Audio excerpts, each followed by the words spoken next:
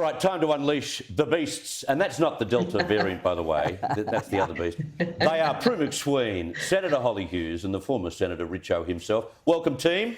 Evening, Chris. Hi, Smithy. You're in foreign lands, are you, Prue? You've gone to New York or somewhere, have you? I have. I've gone to the beautiful Berrima. I'm staying at a glorious cottage, Highlands Cottage in Berrima, and just having a fabulous time. So wish you were here having a few cowboys with me. That's very good. I don't want to hear about the Cowboys, please. I don't want to hear about it. I edited that for you. At the early meetings of the G7 summit, these are when the ministers get together before the leaders get there, a dispute has already begun over vaccine passports. India doesn't want a bar of it. Richo, if we want to reopen borders, there is only one way to get around this, and that is vaccine passports, isn't it? And there is no other way. And so India just being recalcitrant, but you can understand it. It's a little difficult to get their population vaccinated. There is no healthcare system in India to speak of, none. So it's an impossible task. It can't be done. 3% of their population has been vaccinated. If we want India to be part of this reopening, is it a case of Europe, UK, US, Australia sharing their vaccines maybe? Look, we're still working on getting our own populations vaccinated, and we've seen today that more are being sent down to Victoria to encourage more and more Victorians to get vaccinated as soon as possible, as they're looking at another outbreak, well, potentially, allegedly, but, you know, to avoid the lockdowns within our own country. But I think, you know, Richo's right when you talk about we're going to get out there, we're probably going to have to look at some sort of passport system. But I think we're also probably going to see, as the world reopens, it's bubble by bubble, if you like. You know, it's to country by country that we see that there's a level of safety. Well, let's hope. Israel's obviously doing very well as well. So as we can start to see countries that are getting on top of it, that they've got high levels of vaccination, not getting the outbreaks, that I think we're going to start to see international travel up in that sort of bubble kind of way, if you like, to specific places. Okay. Can I just jump in though? Sorry, I'm getting vaccinated tomorrow. My first Pfizer. Okay. I've seen the Brighton ad, you know, the little meme that's going around. But I also was at the Bomber Squadron ceremony at the Australian War Memorial this morning, and some of the diggers or veterans that served at D-Day were there this morning, and one of them actually was telling us a story about how when he was flying over, he reckoned he could have put his wheels down and landed. There was that many ships and everyone going in to land. So I know I've changed the topic a bit there, but after your intro, it was an incredibly special morning. And, so, you know, we're going to lose those veterans as we go through, and it was incredibly special to spend time with them this morning. We will. It was the biggest armada in history, wasn't it? Yeah. And we've got a sub, one of the midget subs, which is also an anniversary at the moment, that came into Sydney Harbour at Australian War Memorial. Look what we can do when Prue's not in the studio, Richo. It's our show. I'd like to talk about the Indian thing. Go for your life, Prue.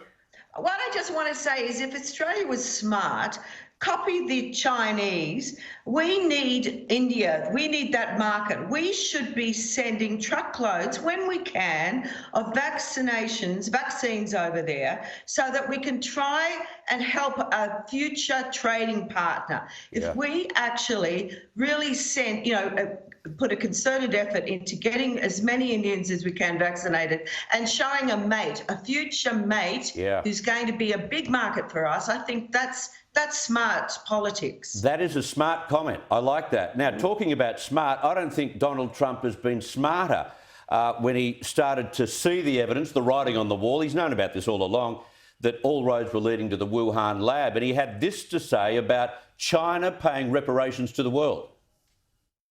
The time has come for America and the world to demand reparations and accountability from the Communist Party of China. We should all declare within one unified voice that China must pay. They must pay. All the evidence, Richo, is leading to one conclusion. It's not overwhelming at this stage, but the evidence is building. Oh, it's enough already, I think. I hate saying this. I agree with Donald. Good on you. Would 10 trillion be enough, though, given what's occurred? And Anthony Fauci is right up to this, right up to his eyeballs. Well, and I think that could be problematic when you start looking at the US's involvement, particularly around Fauci and the claims around gain of function.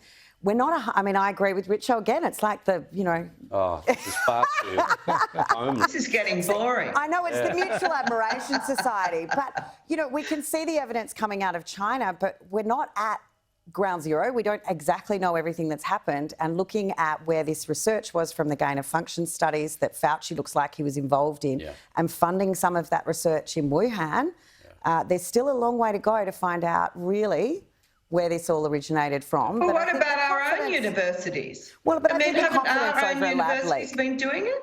Yeah. Well, as well? Well, no, we don't know that as yet, but I have a feeling we're going to find out that maybe there's a connection there. But Fauci himself is saying that, you know, we had to do this because it's part of the scientific discovery and what we get up to, but they can't keep tabs on what emerges out of a Chinese military-backed lab, Prue. That's right. And, you know, what worries me is that China has everyone conned. You know, they either own them or they have, you know, become such important infrastructure trading partners. You know, they have calling all the shots. They've got WHO, they've got the United Nations in their palm of their hand, that unless the world was prepared to really, all the big players were prepared to really, you know, lock step in this and make sure that they were accountable, which, you know, we really just are, what do they say, piddling it uphill. Yes, exactly. And frankly, you know, and that's the trouble. So, right, you know, we need to all get our act together. I want to quickly squeeze this in. The Palace is drawing up plans for the Duke and Duchess of Cambridge to visit Scotland quite often to prevent the UK from breaking apart. A royal visit does change, you know, the vibe of a country, doesn't it? But especially can it change these their two. views? Especially these two. They are so popular that they may well change enough views. It's hard for us to imagine it this far away, but if you talk to any of your English friends, and we've all got them, these two people are the most popular people in Britain. There's no question about that.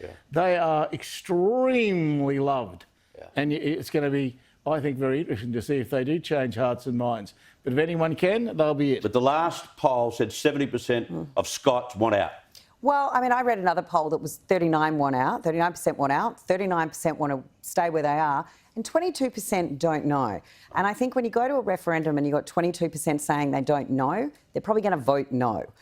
Because people don't go for change when they're uncertain of what that's going to mean. Right. But Kate and Will are just fabulous. I mean, this whole thing is staggering because this new country, if you out on its own, it would be the poorest country in Europe. well, the only thing they've got is whiskey and golf. I mean, they're pretty good, but Well, I'm not that's pretty quite sure. good. Well, they're good, but I'm not sure it's enough to sustain an entire economy. Yes, we wish them Well, all the best. speaking as a Scots, I have Scottish heritage. I would definitely think that we'd be, you know, they'd be saving them. Oh. They would be part of the United Nations. It'll be a challenge and a half. I look forward to seeing it. Prue MacSween, enjoy your soldiers. Senator Will do, Holly thank Hughes, you. Richo, Cowboys, I mean. Cowboys. Cowboys, yeah. I was wondering, I haven't tried that drink. Thank you very much for your time. Coming up, one of my colleagues is on the couch tonight.